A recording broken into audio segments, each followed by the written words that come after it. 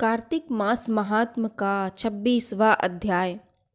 श्री विष्णु की कृपा से आज तुमको राह बताए। आज हम कार्तिक मास महात्म की कथा का अध्याय 26वां सुनेंगे, जिसमें नारद जी कहते हैं, इस प्रकार विष्णु पार्षद के वचन सुनकर धर्मदत्त ने कहा, प्राय सभी मनुष्य भक्तों का कष्ट दूर करने वाले श्री विष्णु की यज्ञ, दान, व्रत, तीर्थ सेवन तथा तपस्याओं के द्वारा विधिपूर्वक आराधना करते हैं। उन समस्त साधनों में कौन सा ऐसा साधन है जो भगवान विष्णु की प्रसन्नता को बढ़ाने वाला तथा उनकी सामीप्य की प्राप्ति करने वाला हो। दोनों पार्षद अपने पूर्व जन्म की कथा कहने लगे। हे द्विजश्रेष्ठ, आपका प्रश्न बड़ा श्रेष्ठ है। आज हम आपको भगवान विष्णु को शीघ्र प्रसन्न करने का उपाय बताते हैं। हम इतिहास सहित प्राचीन वृत्तांत सुनाते हैं, सावधानी पूर्वक सुने। ब्राह्मण पहले कांचीपुरी में चोल नामक एक चक्रवर्ती राजा हो गए हैं। उन्हीं के नाम पर उनके अधीन रहने वाले सभी देश चोल नाम से विख्यात हुए। राजा चोल जब इस भूमंडल का शासन करते थे, उस समय उनके राज्य में कोई भी मनुष्य दरिद्र, दुखी, पाप में मन लगाने वाला अथवा रोगी नहीं था। एक समय की बात है, राजा चोल अनंत शयन नामक तीर्थ में गए, जहाँ जगदीश्वर भगवान विष्णु ने योग निद्रा का आश्रय लेकर शयन किया था। वहाँ भगवान विष्णु के दिव्य विग्रह की राजा ने विधि पूर्वक पूजा की। दिव्य मणि, मुक्ताफल तथा सुवर्ण के बने हुए सुंदर पुष्पों से पूजन करके साष्टांग प्रणाम किया था। प्रणाम करके ज्यों ही बैठे, उसी समय उनकी दृष्टि भगवान के पास आते हुए एक ब्राह्मण पर पड़ी, जो उन्हीं की कांची नगरी के निवासी थे। उनका नाम विष्णुदास था।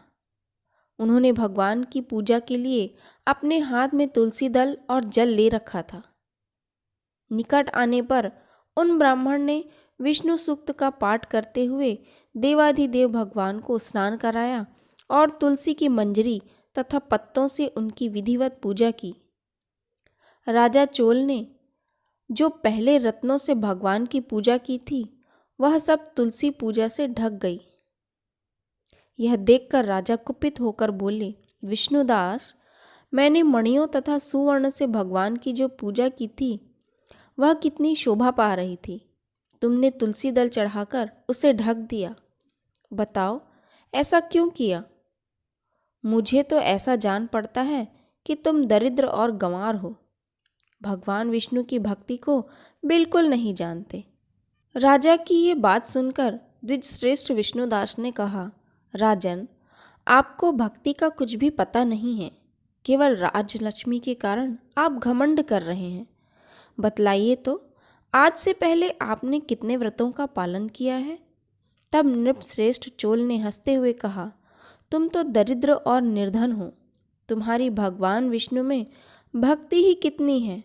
तुमने भगवान विष्णु को संतुष्ट करने वाला कोई भी यज्ञ और दान आदि नहीं किया, और न पहले कभी कोई देव मंदिर ही बनवाया है। इतने पर भी तुम्हें अपनी भक्ति का इतना गर्व है। अच्छा, तो ये सभी ब्राह्मण मेरी बात सुन लें। भगवान विष्णु के दर्शन पहले मैं करता हूँ या ये ब्राह्मण। इस बात को आप सब लोग देखें, फिर हम दोनों में से किसकी भक्ति कैसी है, ये सब लोग स्वतः ही जान लेंगे।